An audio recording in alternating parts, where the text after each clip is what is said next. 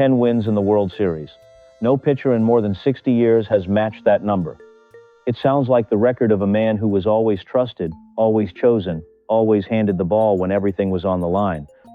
But it wasn't that simple.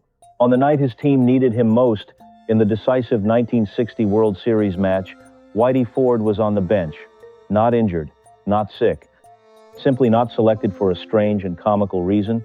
Edward Charles Whitey Ford was born in Manhattan in 1928.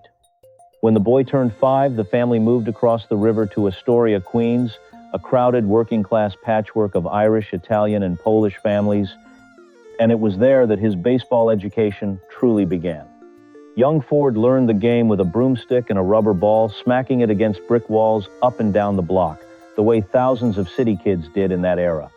At first, nobody thought he was a pitcher at all. He played first base, and he hit for a strong average doing it. A tryout with the Brooklyn Dodgers in 1945 lasted a single day and led nowhere. Then, in the summer of 1946, he carried a neighborhood sandlot team to a city championship, and a Yankees scout named Paul Critchell was in the stands. Critchell watched the skinny left-hander and made a quiet, career-defining judgment. This boy belonged on the mound, not at first base. Other teams wanted him too. The Giants and the Red Sox both raised their offers during the negotiation, and at one point the Giants even called his mother directly, hoping to steal him away while the Yankees scouts were out of the room. Ford wanted the Yankees, and the Yankees signed him that October for a bonus of $5,500. His now famous nickname did not come from the Bronx. It came from a minor league manager in Binghamton, New York, a former Yankees great named Lefty Gomez, who kept forgetting the names of his young players. Struck by the boy's near white blonde hair, Gomez simply started calling him Whitey. The name stuck for the rest of his life. He debuted on the 1st of July, 1950. It was a rough afternoon against the Red Sox, 4 runs allowed in relief before he found his footing. Then something remarkable happened. He won his first 9 decisions in a row. The Sporting News named him Rookie of the Year. He capped the season by starting Game 4 of the World Series against the Philadelphia Phillies, and he nearly threw a complete game shutout, sealing a championship sweep in his very first October. Then, at the height of his promise, he vanished. The United States Army called him into service for the Korean War, and Ford spent 1951 and 1952 stationed at Fort Monmouth, New Jersey, 2 full seasons erased from his prime. He later joked about it, the way he joked about most hardship. Army life, he said, was rough. They actually wanted him to pitch 3 times a week. He returned in 1953 and won 18 games immediately, slotting into a veteran rotation alongside Allie Reynolds, Vic Roski, and Eddie Lopat, a trio the newspapers had already nicknamed the Big Three. With Ford added, it quietly became the Big Four. But a strange pattern took hold for the rest of that decade. Manager Casey Stengel, protective almost to a fault, refused to let his best pitcher work on a normal rotation. He saved Ford for the toughest opponents, rested him against the weaker ones, and by doing so, quietly capped what should have been his biggest seasons. Under Stengel, Ford never once won 20 games in a year, despite being, by every account, the finest arm on the staff. Stengel had his own explanation, delivered with characteristic flair. He called Ford his Banty Rooster, a small fighter who would strut to the mound against baseball's biggest arms without a flicker of fear. It was a compliment to its own way, a warning. 1960 would test whether he actually could. The 1960 World Series against the Pittsburgh Pirates was, on paper, no contest. New York outscored Pittsburgh by a staggering margin across the 7 games. And yet Casey Stengel made a decision that baseball historians still argue about today. He started a pitcher named Art Ditmar in Game 1 instead of his ace. Ford did not sulk. He simply pitched brilliantly in Games 3 and 6, 2 complete game shutouts, 10-0 and then 12-0, dominant in a way few pitchers ever managed twice in one series. Reporters began asking the obvious question. If he was this good, why had he not opened the series at all? But brilliance came with a cost. Because he had not started Game 1, he did not have enough rest to start Game 7 either. Forbes Field, the 9th inning, the score tied at 9. The Yankees had already outscored Pittsburgh by an almost absurd margin across the earlier games, Yet here they stood, one inning from disaster, with relievers on the mound instead of their best arm, because their best arm had been saved for the wrong days. Pittsburgh second baseman Bill Mazeroski stepped to the plate, and with one swing, he ended the World Series with a home run, the first walk-off finish in the history of the Fall Classic. New York lost, 10-9. Ford watched it happen from the bullpen, close enough to see it, powerless to stop it. Stengel was fired within days, and many in the New York press pointed directly at that rotation decision as the reason why. He later admitted, with dry regret, that he would not make the mistake of managing at 70 years old again. For Ford, there was no dramatic outburst, no public grudge. But the wound was real, and it stayed with him for the rest of his career, a quiet reminder that even the most trusted ace in baseball could still be overlooked at the exact moment he was needed. Everything changed in 1961. New manager Ralph Houck made Ford a simple promise. He would pitch every fourth day, without exception, regardless of the opponent standing in the other dugout. It was the trust Stengel had never fully given him, and Ford answered it with the finest season of his career, 25 wins against only 4 losses, and his first Cy Young award. That same summer, the entire country was watching 2 Yankees chase Babe Ruth's home run record, Roger Maris and Mickey Mantle, both closing in on the number 60.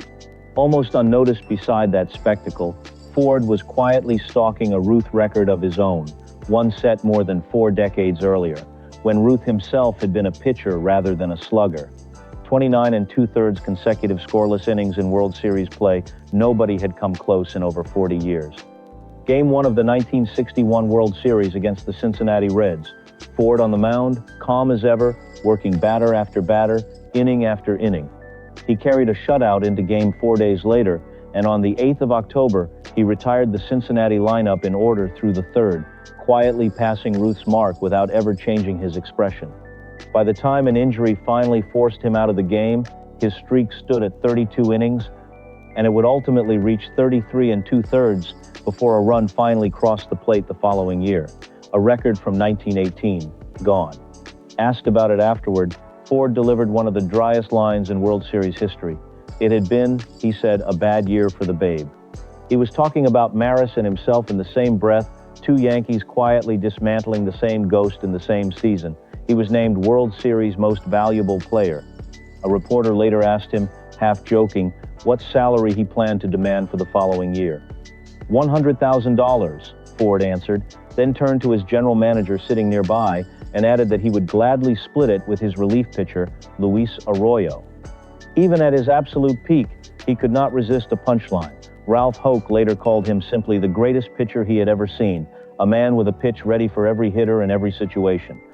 After a decade of being managed cautiously, protected, held back for the tougher opponents, Whitey Ford had finally been given the freedom to be exactly as great as he actually was.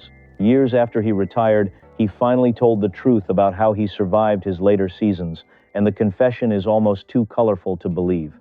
He wore a wedding ring with a sharpened edge, filed down until it could scuff a baseball with a single secret twist of the wrist. It was, he later joked, like carrying his own private workshop out to the mound.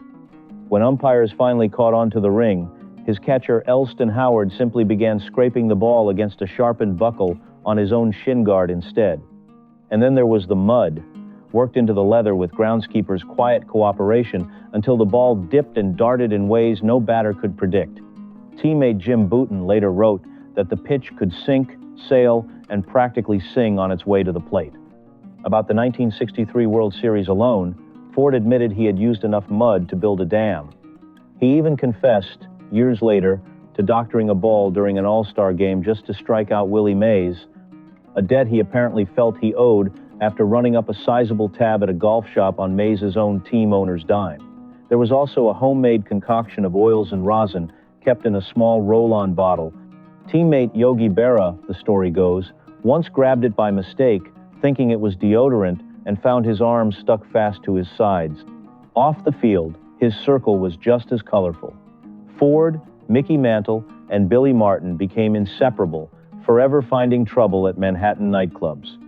After one especially rowdy evening at the Copacabana in 1957, Casey Stengel scolded the group in a team meeting, warning that some of them were turning into what he called whiskey slicks.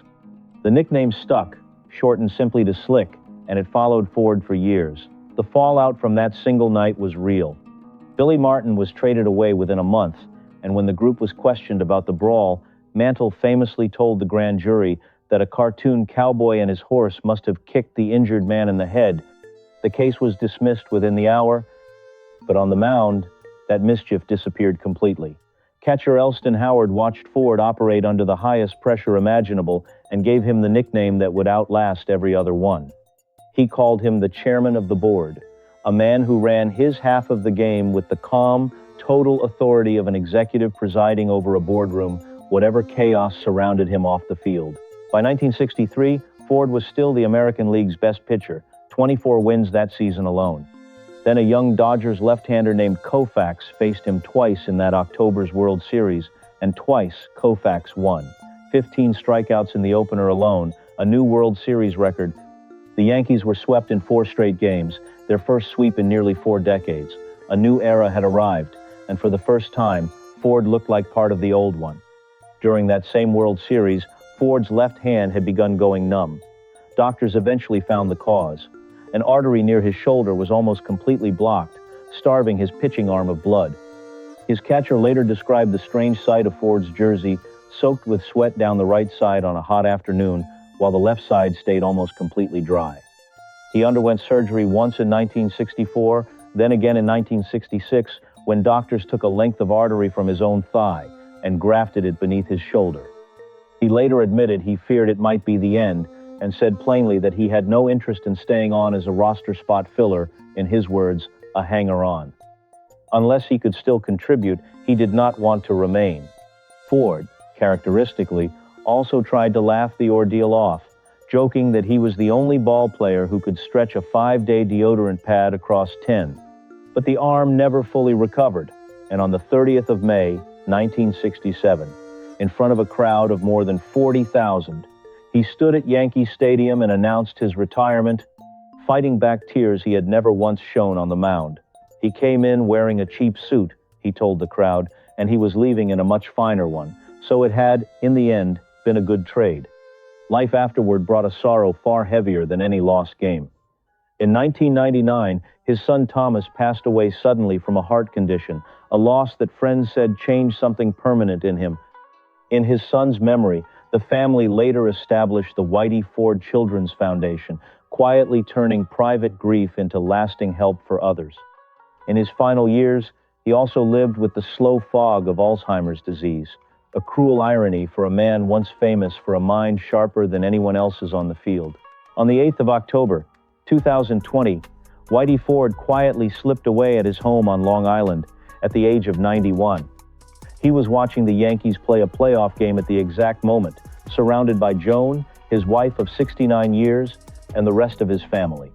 It was the same calendar date on which he had broken Babe Ruth's record decades earlier, and the same date, 64 years to the day, on which his old teammate Don Larson had thrown a perfect game in the World Series. Even at the very end, the timing felt written by someone with a flair for the dramatic. A man who once sat unused in a bullpen on the biggest night of his career, forgotten in the moment he wanted most, yet by the time he was gone, nobody had forgotten him at all. He finished his career with 236 wins and an earned run average of 2.75, numbers that still anchor him among the greatest pitchers the game has ever seen. He had entered the Hall of Fame in 1974 alongside his closest friend, Mickey Mantle.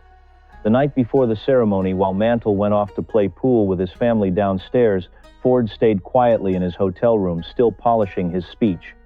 Mantle later summed him up better than anyone else ever did.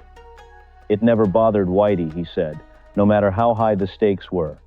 He pitched his game, cool, crafty, nerves of steel. Manager Joe Torre agreed, calling him an artist, a man who was never overpowering yet always somehow intimidating. The Yankees retired his uniform number that same year, and it still hangs in Monument Park today. That, in the end, is the real lesson of Whitey Ford's story. Greatness was never about being chosen every single time. It was about what he did on the nights he was not, pitching 2 shutouts anyway, breaking a legend's record anyway, laughing through pain anyway,